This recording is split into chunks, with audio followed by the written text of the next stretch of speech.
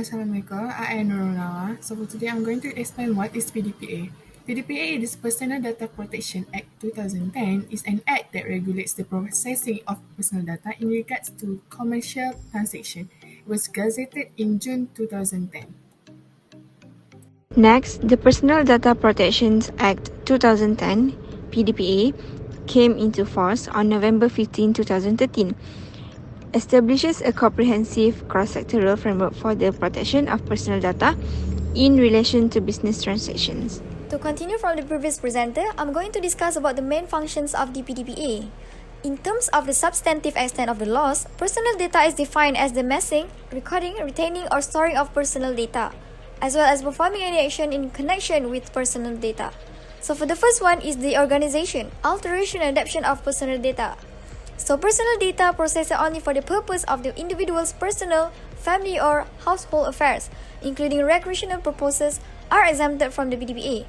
However, the following are exempted from certain, but not all, data protection principles under the PDPA in some circumstances, such as general principle, notice and choice principle, disclosure principle, security principle, retention principle, and data integrity principle. For the second one is the use, consultation, and retrieval of personal data. It is to regulate the processing of personal data in respect of commercial transactions and to safeguard the interests of data subjects. Other powers include, among other things, the power to designate data user forums, issue and register codes of practice, carry out investigations on receipt of complaints, serve enforcement notice, and authorize officers to take enforcement actions. So for the third one is the disclosure of personal data by the means of transmission, dissemination, transfer, or any other means of making personal data available. So these third functions indicate that the PDPA also contains specific provision for data processors. A data processor that processes personal data solely on behalf of a data user may not be bound directly by the provisions of the PDPA, but rather, it is the duty of the data user to ensure compliance by the data processor with the relevant provisions under the PDPA. And lastly is the combination, correction, alignment, erasure, and destruction of personal data. The PDPA does not apply to personal data processed outside Malaysia, unless the data is intended to be further processed in Malaysia, and it also does not apply to a data user who is not established in Malaysia unless that person uses equipment in Malaysia to process personal data other than for the purpose of transit through Malaysia. Next, I'm going to explain the importance of Personal Data Protection Act 2010. First of all, this act is very important because it will make the public become more confident in doing business transactions and e-commerce. In this context, some people are not confident enough to do commercial transactions, but by the existence of this act, it will put them at ease knowing that there is the law which specifically will protect their privacy in giving their personal details to someone else.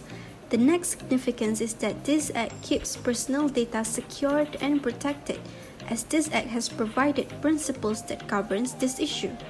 This one is closely related to its first importance because since it keeps personal data secured, the public will automatically have no trust issue to give their personal data in doing commercial transactions as they know that their information is protected.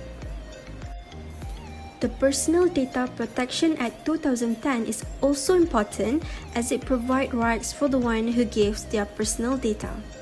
The rights includes the right to access personal data, the right to request a data user to correct or update personal data, the right to withdraw consent given for personal data processing, the right to object in processing the data which may cause any damage or distress, and the right to object to process the data which is done for direct marketing campaigns. These explicit rights are said to be important as the public deserve to know their entitlement when sharing personal data. Assalamualaikum and hi Madam Azli Namili. My name is Ainaa HUSNA Azhan HAWARI and my matrix number is 288557. Today I'll be putting the finishing touches on the presentation that our group has been working on by discussing the 7 guiding principles of the Personal Data Protection Act of 2010 or known as PDPA.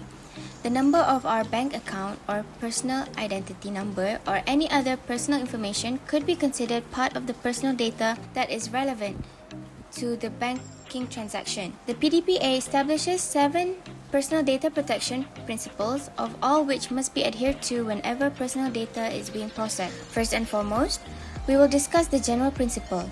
To put it another way, the PDPA places limitations on the use of personal data in situations where the subject concerned has not given their consent. Notice and choice principle. A data viewer must tell an entity of the reason for which personal data is being processed, the data subject's right to see his personal data, and the data subject's option to submit or not disclose mandatory data and personal data, and the consequences of not doing so. Thirdly, the notion of full disclosure.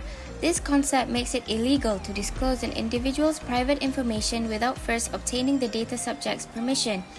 We are now going to discuss the fourth concept, which is the principle of security. Users of data are required to protect their personal information during the processing phase from being lost or modified. Then, the next principle is the retention principle, which states that personal data should not be held for any longer than is required to fulfill the purpose for which it was collected, and that there should be reasonable efforts made to remove or delete it. The second last principle, known as the data integrity principle, which emphasizes that personal data must be accurate, complete, not misleading, and kept up to date. And last yet importantly, access principle. The user of the data is required to provide access to the data and allow the subject of the data to correct erroneous, incomplete, misleading, or outdated personal data. That is all from me. Thank you.